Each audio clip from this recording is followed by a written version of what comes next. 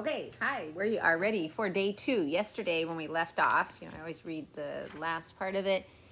Remember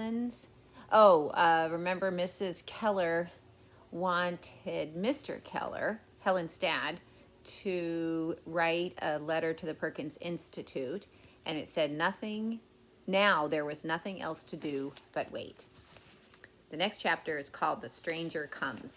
The chapters aren't numbered in this one, so it's a little bit different. I'll just say the title of it. The Stranger Comes. What was going on? Helen had known all day that something was. The house had been cleaned up from top to bottom. Even the guest room had been opened and aired. Wonderful smells kept coming from the kitchen, and everyone was busy, much too busy to bother with her. Late in the afternoon, Helen felt her mother put on her hat and her gloves. Helen had learned long ago that this meant her mother was going somewhere, so she held on to her mother's skirt. She wanted to go too, but Mrs. Keller pulled away gently and drove off in the carriage alone. Whatever was going on, Helen didn't like it. She was 6 years old, but she had no words to tell how she felt. Every once in a while, she shook her head sadly, and she waited. For a long time, nothing happened. Then suddenly, Helen stood very still. She seemed to be listening as hard as she could. In a way, she was, not with her ears, but with her whole body. Helen couldn't hear the loudest noise in the world, but sometimes she could feel things slam or shake around her. She could feel their vibrations coming through the air and the ground. Now she felt the thud of horses' hooves, the vibration of carriage wheels coming back up the drive. The carriage stopped in front of the porch. Now Helen felt footsteps coming toward her across the porch floor. Must be her mother. Her mother was home at last. Helen held out her arms and felt herself being scooped up. But this wasn't her mother. These were a stranger's arms. The stranger was Miss Annie Sullivan. She had come all the way from Perkins Institute to try to help Helen. But of course, Helen didn't know this. All she knew was that a stranger was holding her close, and Helen didn't like to be held by strangers. So she kicked, she twisted, she tried to break free, but the stranger's arms only tightened around her. Helen began to growl. "Let her go, Miss Annie. Let her go," Helen's father cried, "or she will hurt you." The arms loosened, and Helen sprang free. Helen did not like strangers, but she was curious about them. So now she came back. She patted her hands across Annie Sullivan's face and down over her dusty traveling dress. Here's the picture. You can see Annie Sullivan, and there must be Helen and her parents. Annie laughed. "I can see that she doesn't like to be touched, but she isn't a bit frightened, is she?" Mr. Keller took his time answering. "No, Miss Annie," he said finally, "and I think that you will sometimes find that is a problem." Early the next morning, Mrs. Keller led Annie into Annie Sullivan's room. Let me read that sentence again. Early the next morning, Mrs. Keller led Helen into Annie Sullivan's room. It was time for the first lesson to begin. Helen didn't know this, of course, so she just wandered around the room, touching all the new things the stranger had brought with her. One of the first things she found was Annie's suitcase lying open on the bed. Her curious hands plunged inside. And what was this? Helen's face lit up. She knew right away it was a doll. She had others in her room. She wanted this one too. Helen snatched it out of the suitcase and hugged it close. "It's a present for Helen from the little blind girls at Perkins," Annie told Mrs. Keller, "and it's also as good as a place to begin as any." She picked up Helen's hand. Helen started to tug away, but then she stopped. What was the stranger doing in her hand, with her hand? "This is called the finger alphabet," Annie explained to Helen's mother. "It's a way of talking to the deaf. I am making the shapes of the letters D-O-L-L into Helen's palm. Then I will take her hand and run it over the real doll in her arms. You see, first the word, and then what the word stands for. The word and what it stands for, again and again.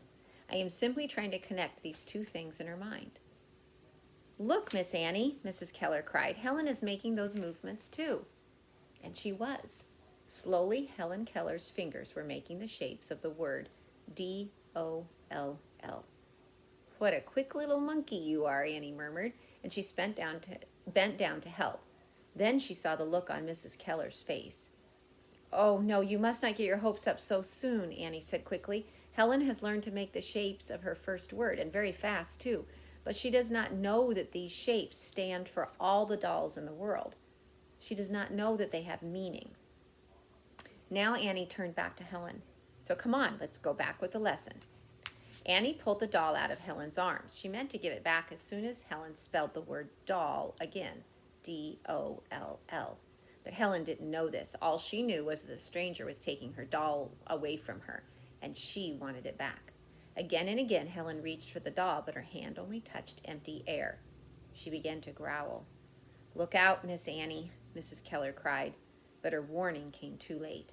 Helen came charging. Her fist shot out, and she hit Annie Sullivan right in the mouth.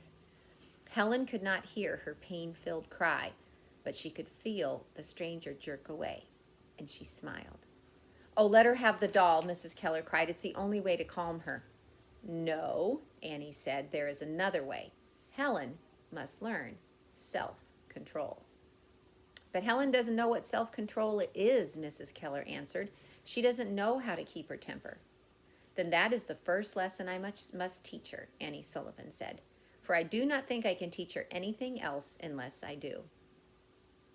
Helen came charging again, but this time Annie was ready for her. She grabbed Helen's arms and hung on as tight as she could.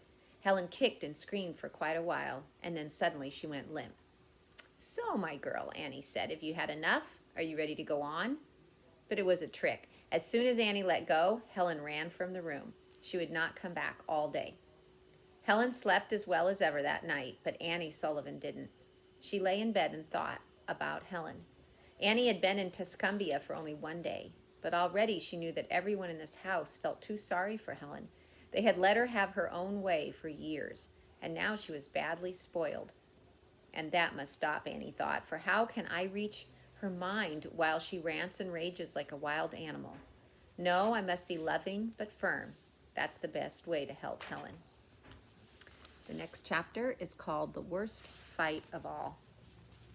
Helen didn't know that Annie had come to help her. All she knew that there was a stranger trying to make her do things she did not understand, things she did not want to do. So 6-year-old Helen did what she had been doing for years. She fought back. She ran. She hid. She fought with sly tricks. One day, Helen locked Annie in her room and hid the key. Helen's mother tried to get Helen to show where she had hidden the key. Helen just turned away and smiled. Finally, her father had to put up a ladder to the window and carry Annie down like a sack of potatoes. But most of the time, Helen fought with her fists. Day by day, those fights grew worse. Helen was strong, but the stranger was stronger. Helen could fight for hours, but this stranger never seemed to tire. It's that little bit of strength that's going to save us, Annie Sullivan wrote a friend one day, if she doesn't kill us both first. Annie tried to keep cheerful. It was not always easy. One day, Helen's hand brushed against Annie's face and came away wet. Helen didn't know what tears meant, so she just turned away. Then came the worst fight of all. Helen had the table manners of a pig. She knew how to use her knife and fork and spoon, but she liked to use her hands instead.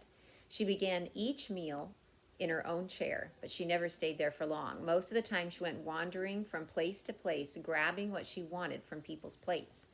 Annie watched with horror as Helen stuffed other people's food in her mouth. But Annie didn't say a thing, as long as Helen stayed away from her. Then one morning Helen stopped beside Annie's chair. Her nose wriggled to sort out the smells. What was that on the stranger's plate? She sniffed again, and then she knew. Sausage. Helen loved sausage, but did she dare? Helen stood there for a moment. Then she touched her way around the table again. At every chair she stopped and sniffed. Everyone else's sausage was gone. Now here she was, back at the stranger's plate. Once more the delicious smell of sausage came drifting up to her. It was just too much. Out flashed Helen's hand, and down came the stranger's right on top of it. Helen tried to jerk free. The stranger held on tight, and one by one she peeled Helen's fingers away from the sausage. "Oh, let her have it just this once," Mr. Keller said. "She doesn't know any better." Annie shook her head. "She must learn that other people have rights too," she answered. So the fight began. Helen kicked and screamed. She pounded her fists on the floor. Helen's mother and father hated to see her get this upset. They got up and left the room quickly. Annie locked the door behind them, and then she went back to her chair. For a while, Annie sat. Helen rolled and raged on the floor, but Helen was growing hungrier every minute. What was the stranger doing? Was there any sausage left on her plate? Finally, Helen got up to find out. She sniffed. And yes, there was some sausage left. Helen's hand crept forward, and Annie pushed it back. Helen's hand crept forward again, and Annie pushed it away again. Helen lost her temper, but this time she didn't yell and scream. She just pinched the stranger's arm as hard as she could. Helen pinched the stranger again. "I can keep this up as long as you can," Annie Sullivan said. Suddenly, Helen wheeled away. She touched her way around the table again. But all the chairs were empty. Everyone else was gone. Helen raced for the door. She tugged on it as hard as she could. It would not open. Then Helen knew. She was locked in with the stranger, and all the understanding arms were gone. Helen backed against the wall. She wanted to stay as far away from Annie as she could, but she was growing more and more hungry. Finally, Helen edged her way back to the table again and began to eat with her fingers. Annie sighed and put a spoon in Helen's hand. Helen held it for a moment, and then she threw it as hard as she could across the room. Annie pulled Helen out of her chair and brought her to the room. And brought her across the room to pick up the spoon. And then she plunked her back in her seat again. "Now, you're going to eat that oatmeal," Annie said, and with the spoon. Helen kicked. She screamed. She wriggled like an eel. But inch by inch, Annie Sullivan forced the spoon up to Helen's mouth. Helen swallowed one spoonful, and then another, and then Annie began to relax. Too soon. Helen jerked free. She threw the spoon at Annie, and Annie ducked, and everything started all over again. But this time, Helen didn't fight so hard. She was so hungry, and she was tired.